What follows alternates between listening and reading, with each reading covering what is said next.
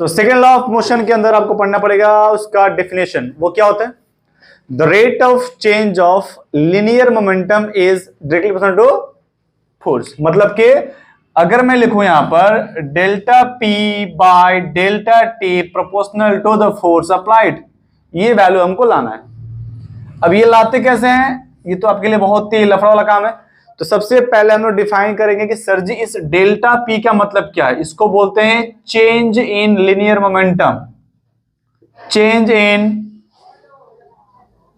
Linear momentum का मतलब क्या है, पहले हम ये समझेंगे और उससे समझेंगे कि मोमेंटम क्या होता है। देखो, तो सबसे पहले हेडिंग लगाएंगे हम लोग मोमेंटम।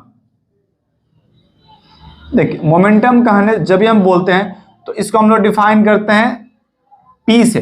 पी मतलब मोमेंटम होता है। डिफाइन कैसे करते हैं कि जब भी कोई पार्टिकल मूव करता हो, अगर मैं उसके वेलोसिटी को उसके मास से मल्टीप्लाई करूं, ठीक है, तो मिलता है मेरे को मोमेंटम मिलता है। इसका मतलब जो मोमेंटम है वो क्या है?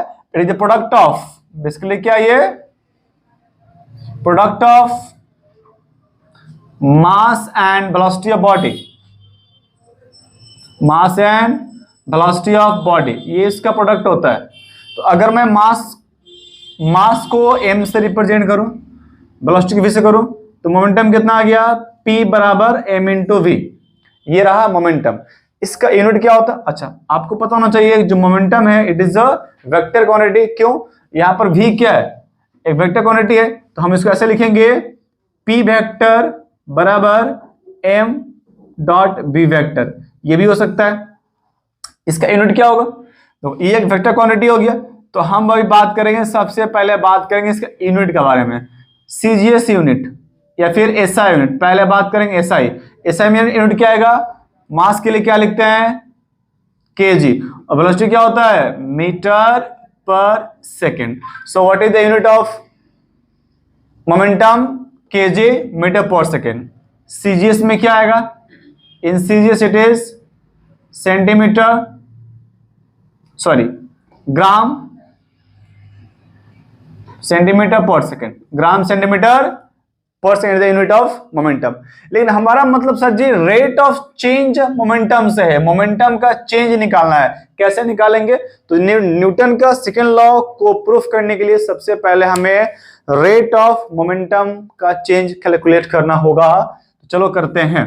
मान लेते हैं यहां पर देखिए एक बॉडी है, यहां पर छोटा बॉडी है जिसका मास मान लेते हैं m है, और इसका जो इनिशियल स्पीड है वो मान लेते हैं u है। जब इस कुछ टाइम के बाद हम जिसको फोर्स अप्लाई किए हैं, तो बॉडी के अंदर एक t टाइम के बाद जो बॉडी है वो इधर पहुंच गया। इसका मास अभी भी m है, बट इसका इस समय वेलोसिटी क्या हो गया? v हो गया। तो हमारे पास दो ऑप्शन है, सर इनिशियल उसका कितना मोमेंटम था, फाइनल कितना मोमेंटम है। सो कैलकुलेट करिए, यहां लिखिए मोमेंटम इनिशियल, उसको हम लिखना चाहते हैं पी आई क्या है? Initial momentum. P I momentum initial. Formula क्या होता है मोमेंटम का? m into V. तो यहां v कितना है? u है। ये मेरा क्वेश्चन नंबर 1 हो गया। वैसे निकाल लीजिए pf का मतलब क्या है? Momentum final. मोमेंटम फाइनल जब पार्टिकल का स्पीड कितना हो गया? v हो गया। तो कितना हो गया? m इंटू वी हो गया। अब हमें निकालना होगा चेंज कितने का हुआ। तो यहां लिखिए change in momentum. Change in momentum का मतलब मोमेंटम, ठीक है, लिखो। तो इसको हम लोग लिखते हैं डेल्टा पी के साथ। और डेल्टा पी क्या होता है sir? Final momentum minus initial momentum. तो फाइनल कितना था? फाइनल का मतलब था एम वी। इनिशियल कितना था? m into you. तो ये जो वैल्यू मिला है यहां से m को बाहर निकाल सकते हैं हम, निकाल लीजिए। क्या बचेगा? v माइनस यू बचेगा। बहुत बढ़िया। और ये हो गया आपका डेल्टा p का वैल्यू। तो डेल्टा p का वैल्यू कितना मिला आपको? मिला m times of v minus you. ये रहा आपका चेंज इन मोमेंटम। बट हमसे तो पूछा गया था rate of change of momentum, ठीक है, निकाल देंगे। तो यहां लिखिए rate of change of momentum. Rate of change in momentum, तब क्या होगा? इसको डिवाइड कर दो टाइम से, तो ये बन जाएगा डेल्टा पी को किससे डिवाइड करने वाले हैं? टी के साथ। अब डेल्टा पी है कितना? डेल्टा पी है कितना? तो सर डेल्टा पी क्या मतलब है? एम वी माइनस यू, और टाइम कितना ले रहे हैं हम? डेल्टा टी ले रहे हैं। तो क्या हम इसको टी लिख सकते हैं? लिख दीजिए सर, टी लिख दीजिए, ठीक है। एम हो गया। ये जो v minus you by T है क्या होता है? v minus you by T को क्या बोलते हैं? इसको एक्सेलरेशन कहते हैं। इसका मतलब m इंटू ए हो गया, और इसी को तो फोर्स कहते हैं। आपको डिफाइन क्या करवाया गया था?